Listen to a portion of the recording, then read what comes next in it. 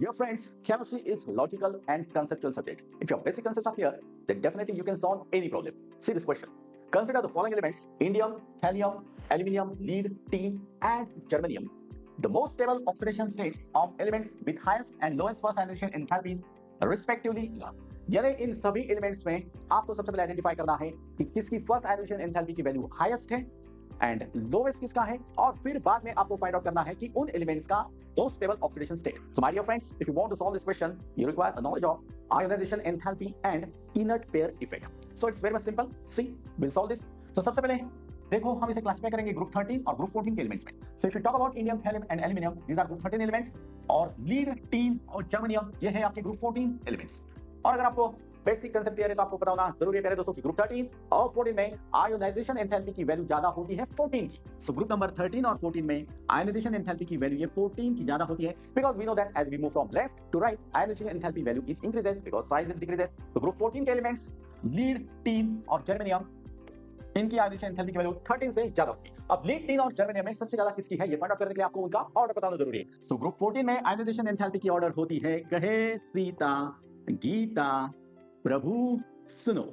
So here you can see germanium is having the highest ionization enthalpy. So germanium among all these elements is having highest ionization enthalpy. तो चलिए अब हम find out करते हैं इन सभी element में lowest ionisation enthalpy की value किसकी है. सो अभी हमने बात की कि ग्रुप 13 और 14 में 13 की आयोनाइजेशन एंथैल्पी की वैल्यू कम है, तो इन तीनों में सबसे कम किसकी है ये फाइंड आउट करने के लिए यहाँ पर आपको ग्रुप 13 की एलिमेंट्स की आयोनाइजेशन एंथैल्पी का ऑर्डर पता होना जरूरी है. सो ऑर्डर है देखिए प्यारे दोस्तों, बोरॉन, इसके बाद है थैलियम, गैलियम, एल्यूमिनियम और इंडियम. सबसे कम यानी लोएस्ट आयोनाइजेशन एंथैल्पी की वैल्यू होगी इंडियम की. तो ये जो एक्सेप्शनल आपको आयोनाइजेशन एंथैल्पी ऑर्डर देखने को मिल रहा है, इसके पीछे की वजह है प्यारे दोस्तों inert pair effect. Inert pair effect हम कुछ सेकंड में उसके बारे में बात करने वाले हैं. तो ये बात आपका क्लियर है कि सबसे हाईएस्ट आयोनाइजेशन एंथैल्पी का वैल्यू होगा जर्मेनियम का, और सबसे लोएस्ट आयोनाइजेशन एंथैल्पी का वैल्यू होगा आपका इंडियम का. अब यहाँ पर आपको इनका ऑक्सीडेशन नंबर पता करना है, जिसके लिए आपको इनर्ट पेयर इफेक्ट के बारे में पता होना जरूरी है. सो inert pair effect it's so much simple. It's observe in P block, जहां पर जो आपके हेवियर पी ब्लॉक एलिमेंट है